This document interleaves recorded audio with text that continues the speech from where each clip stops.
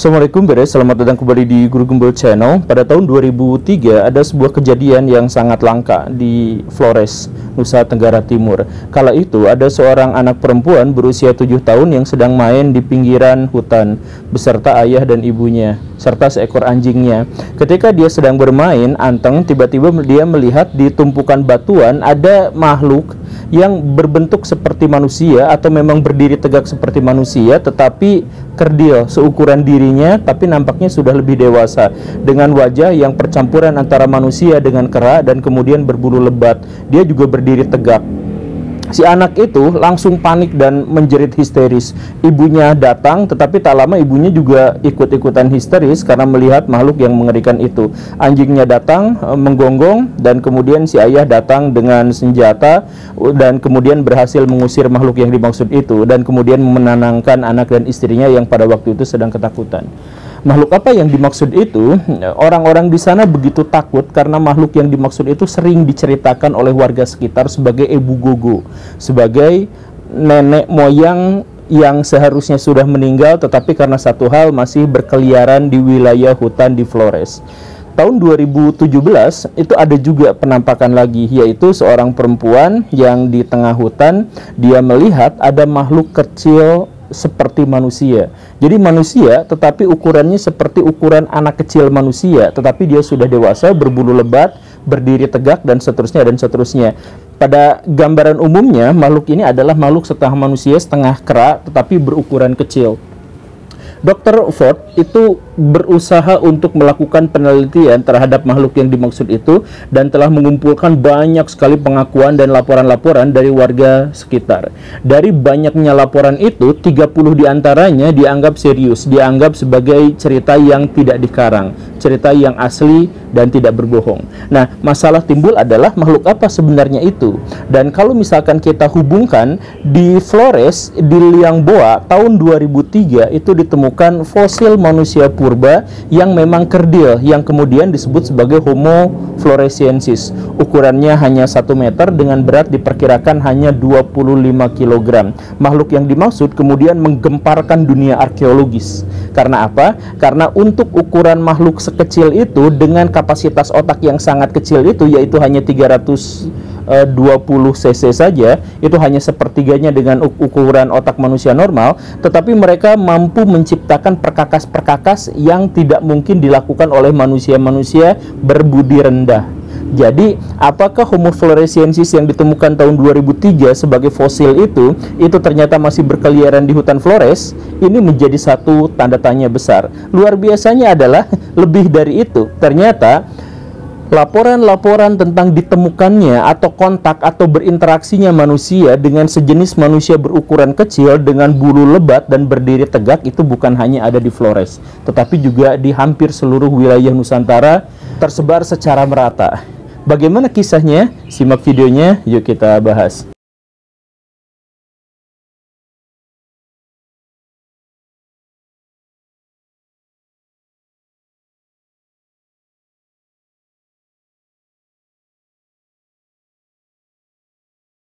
Pada tahun 1950, seorang pastor Belanda bernama Theodor van Hoven itu datang ke Flores untuk melakukan penginjilan.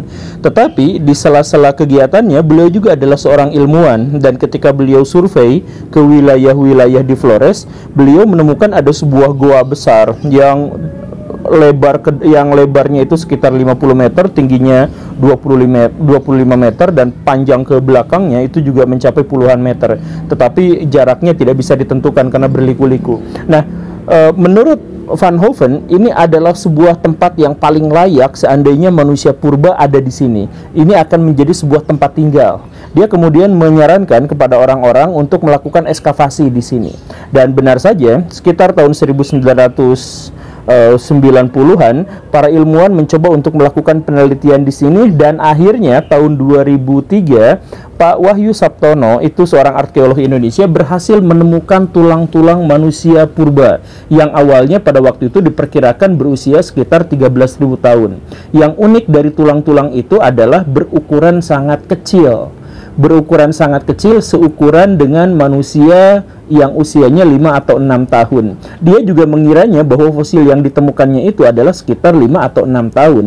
Tetapi kemudian setelah tengkoraknya ditemukan dan gigi-giginya dianalisis, itu adalah gigi-gigi orang dewasa, sudah permanen, sudah tumbuh semua. Jadi bagaimana ceritanya ada manusia yang sudah dewasa tetapi berukuran kecil? Apakah ini orang yang mengalami kelainan? Ya, pada tahun 2003 itu memang disimpulkan bahwa makhluk ini adalah makhluk yang memiliki kelainan, misalkan kecebolan seperti itu. Tetapi kemudian pada perkembangan selanjutnya tahun 2004 misalkan, penelitian-penelitian lanjutan menemukan bahwa makhluk yang dimaksud itu ternyata memang seukuran itu karena ditemukan kawan-kawannya dengan ukuran yang kurang lebih sama. Nah, inilah yang akhirnya menghasilkan sebuah kesimpulan bahwa ternyata makhluk kerdil atau manusia purba kerdil di seluruh dunia itu ada, bahwa hobbit di dunia nyata itu ternyata memang benar-benar bisa ditemukan dan bisa dikonfirmasi keberadaannya. Ini sempat menghasilkan sebuah perdebatan karena apa? Perdebatan yang pertama itu adalah terkait dengan apakah dia memang memiliki penyakit atau memang secara rasial dia berukuran kecil. Setelah diperdebatkan, akhirnya muncul lagi sesuatu fakta yang lebih mengerikan. Ini adalah ditemukannya lebih banyak peralatan-peralatan dan perkakas-perkakas serta fosil-fosil hewan purba di sana yang berukuran besar, yang disimpulkan bahwa liang boa itu adalah rumah bagi sekelompok besar makhluk kerdil itu yang memakan hewan-hewan besar dengan peralatan-peralatan dalam tanda kutip ya, peralatan-peralatan modern. Bukan modern seperti yang sekarang, maksudnya peralatan yang hanya bisa dibuat oleh otak manusia modern gitu. Ya, misalkan tombak begitu, atau ada perangkapnya juga perangkap yang luar biasa, perangkap stegodon, perangkap gajah purba itu, kemudian perangkap atau alat-alat untuk membunuh komodo raksasa, penyu raksasa dan sebagainya. Perhatiannya adalah bahwa komodo di masa itu sekitar 10 kali lipat daripada komodo zaman sekarang, sehingga upaya menangkapnya dan membunuhnya dan kemudian memakannya itu adalah sebuah satu karya yang hanya mungkin bisa dilakukan oleh manusia berbudi tinggi gitu. Nah, lagi-lagi pertanyaannya adalah ini mengguncang dunia arkeologis dan ini harus mengubah peta atau mengubah pohon evolusi arah Darwin. Kan dalam skema biologi di masa sebelumnya diketahui bahwa otak manusia yang 320 cc itu tidak memungkinkan untuk menghasilkan budi atau akal budi yang sangat tinggi.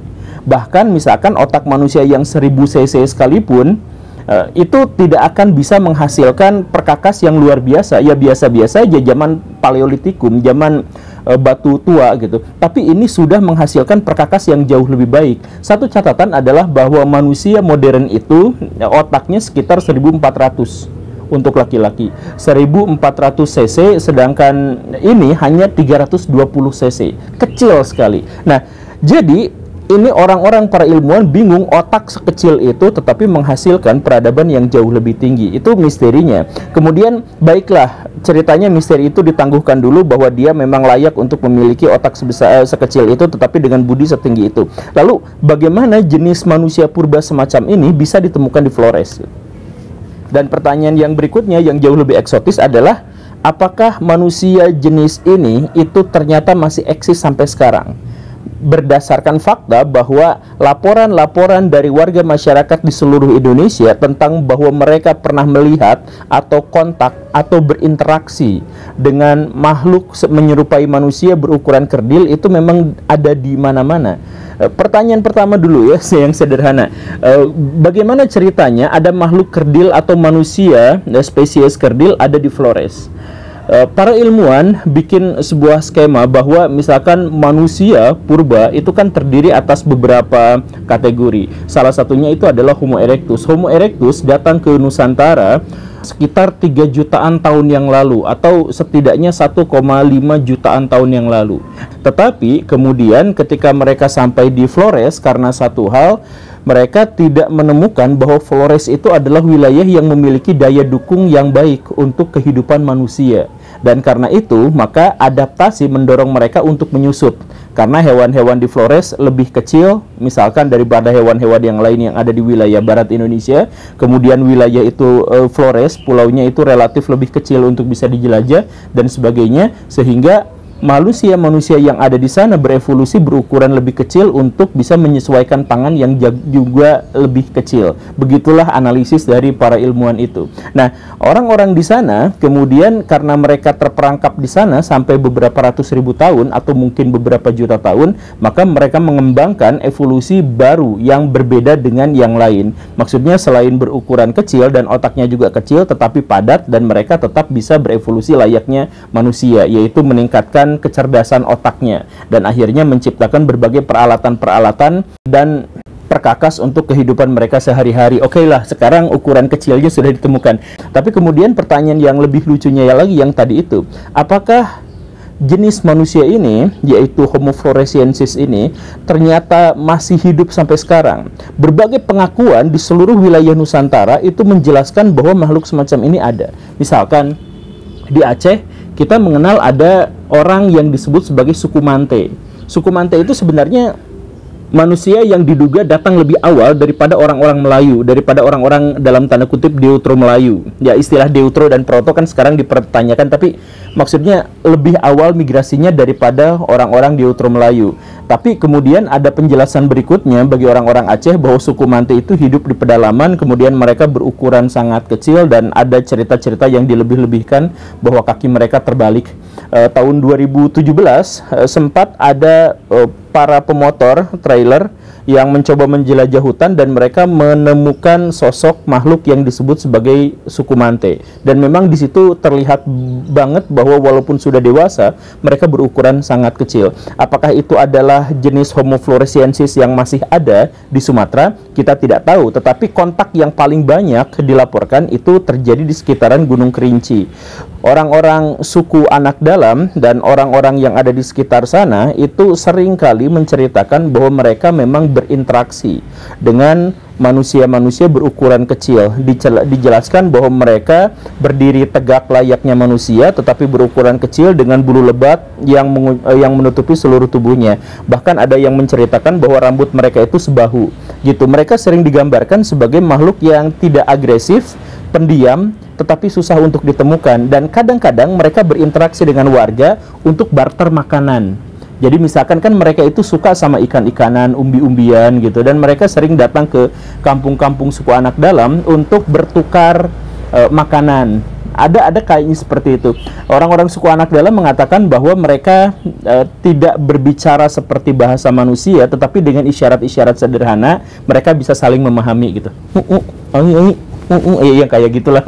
Ya, agak tahu juga. Tapi ceritanya seperti itu. Ada seorang peneliti dari barat bernama Derby Martyr yang datang tahun 1990-an ke wilayah Kerinci untuk benar-benar menanyakan apakah di situ memang ada makhluk seperti itu. Karena laporan-laporan dari misionaris dan peneliti dan antropolog Belanda jauh-jauh hari sebelumnya memang mengkonfirmasi pernyataan itu. Derby Martyr pada waktu itu mengatakan bahwa saya hanya melakukan pencarian sekitar 3 tahun, dari tahun 1994 sampai 1997, dan pernah menemukannya sekali dengan penampakan-penampakan yang digambarkan seperti itu. Tetapi beliau sekarang berhenti untuk nyari-nyari itu dan kemudian fokus untuk penyelamatan hewan langka, khususnya dalam hal ini adalah harimau Sumatera. Orang-orang Sumatera menyebut makhluk yang dimaksud itu adalah uhang pandak atau orang pendek gitu. Ya, apakah itu benar atau tidak? Apa itu jangan-jangan salah deskripsi atau salah lihat? Misalkan itu adalah siamang atau itu adalah orang utan dan sebagainya. Ya, mungkin kemungkinan ke arah sana bisa terbuka. Cuman yang harus kita pertimbangkan adalah bahwa para pelapor itu adalah orang yang biasa tinggal di hutan. Maksudnya, orang-orang yang biasa tinggal di hutan itu bisa mendeskripsikan semua hewan yang mereka temukan dengan akurat, sehingga tidak mungkin atau memiliki kecil kemungkinan kalau mereka secara bersama mengakui ada makhluk tertentu yang bentuknya seperti ini tapi salah lihat gitu. Termasuk juga misalkan ilmuwan-ilmuwan yang tadi disebut seperti Bu Dewi Martyr, kemudian Pak Ford dan sebagainya, itu adalah sarjana-sarjana yang sangat terkemuka di barat yang dianggap mereka tidak memiliki alasan untuk berbohong dan kita tidak memiliki alasan untuk meragukan perkataannya. Seperti itu. Kemudian seperti yang dibilang tadi, bukan hanya di Flores dan di Sumatera, tapi wilayah Nusantara secara umum itu pernah menceritakan tentang makhluk-makhluk seperti manusia berukuran kerdil.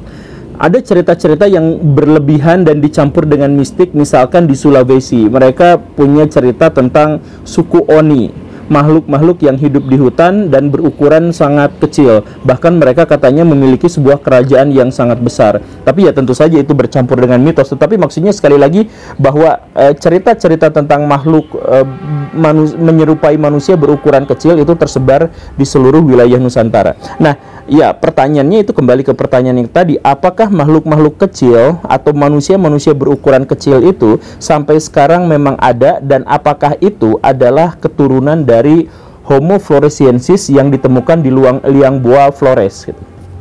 Kalau misalkan kita meneliti para ilmuwan atau pernyataan dan hasil kesimpulan para ilmuwan, maka kemungkinan itu bisa menjadi benar. Jadi ceritanya, liang Boa itu ditinggali selama ratusan ribu tahun, sampai akhirnya sekitar 50.000 tahun yang lalu, entah bagaimana ceritanya, liang Boa itu ditinggalkan. Di Flores itu, gua besar itu ditinggalkan oleh para penghuninya.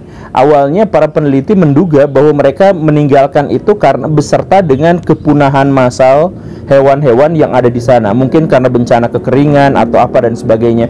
Tetapi penelitian lanjutan menemukan bahwa mereka bukan punah, tetapi mereka pindah. Ada kemungkinan mereka berlayar, jadi mereka menghasilkan ilmu untuk berlayar, sehingga mereka kemudian berlayar ke seluruh wilayah yang bisa mereka jangkau.